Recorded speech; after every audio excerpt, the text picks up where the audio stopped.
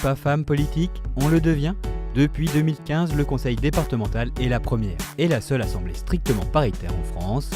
Dans le Bas-Rhin, 27 élus siègent aux côtés de leurs 27 binômes masculins. Nous rencontrons 3 de ces élus qui ont fait leur entrée au département il y a 4 ans. Volonté de servir les citoyens, envie d'agir, engagement associatif, chacune a ses raisons d'être entrée en politique.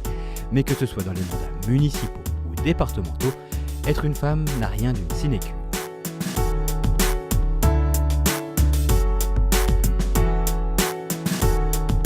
Les débuts ont été très difficiles.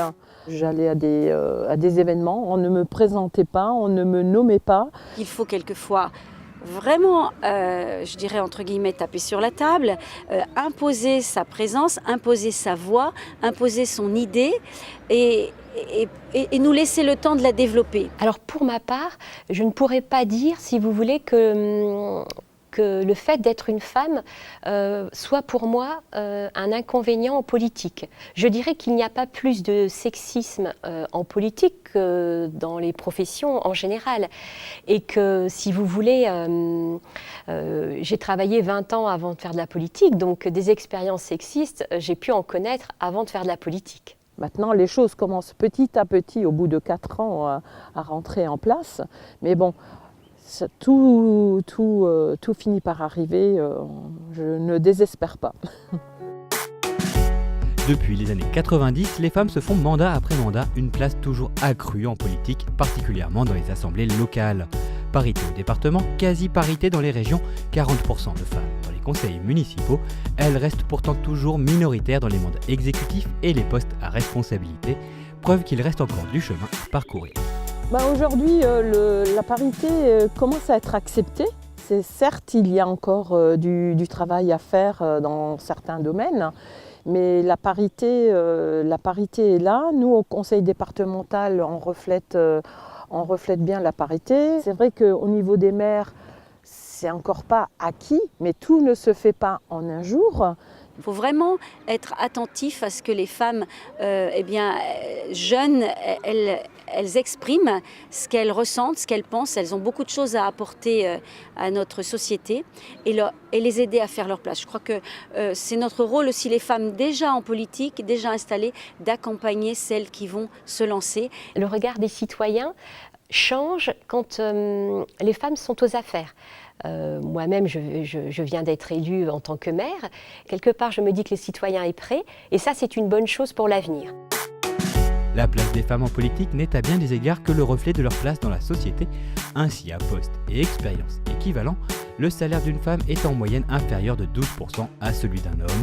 Dans le monde de l'entreprise, elles sont également moins nombreuses que leurs confrères à occuper des postes à responsabilité.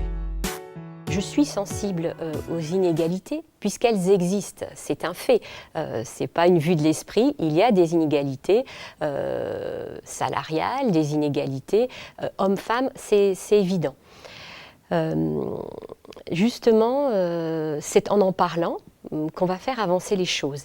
On doit être, en tant que politique, moteur de toutes les avancées pour les femmes. Je suis élue donc, au conseil départemental et j'ai la délégation égalité hommes-femmes. Et effectivement, c'est quelque chose qui me tient à cœur parce qu'il n'y a aucune raison qu'une femme effectuant le même travail qu'un homme puisse avoir un salaire inférieur.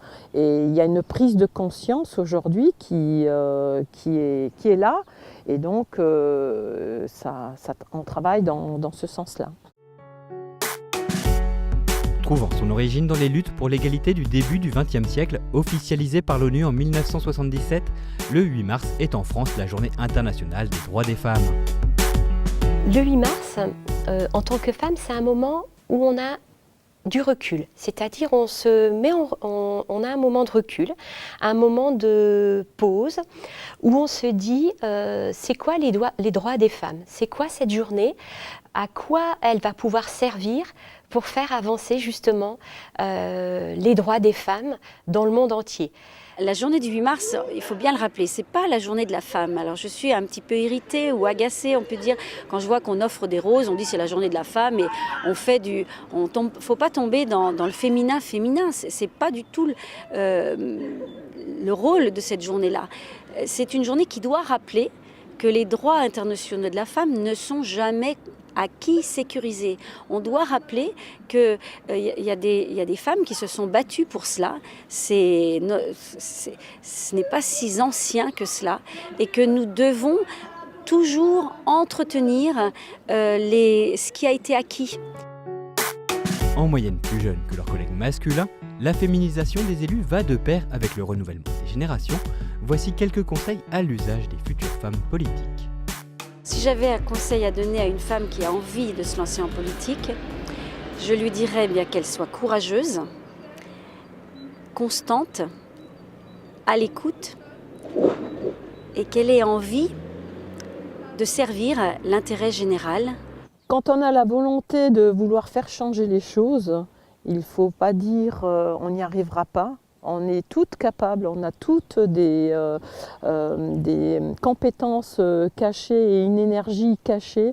Et il faut avoir le courage de se lancer. Il ne faut pas laisser la place aux autres. Il faut dire on y va et c'est faisable. Il ne faut vraiment pas avoir peur. Et puis qu'elle se fasse confiance. La politique, c'est quelque chose qui est tout à fait envisageable pour chacun des citoyens. Si on a envie d'y aller, allons-y.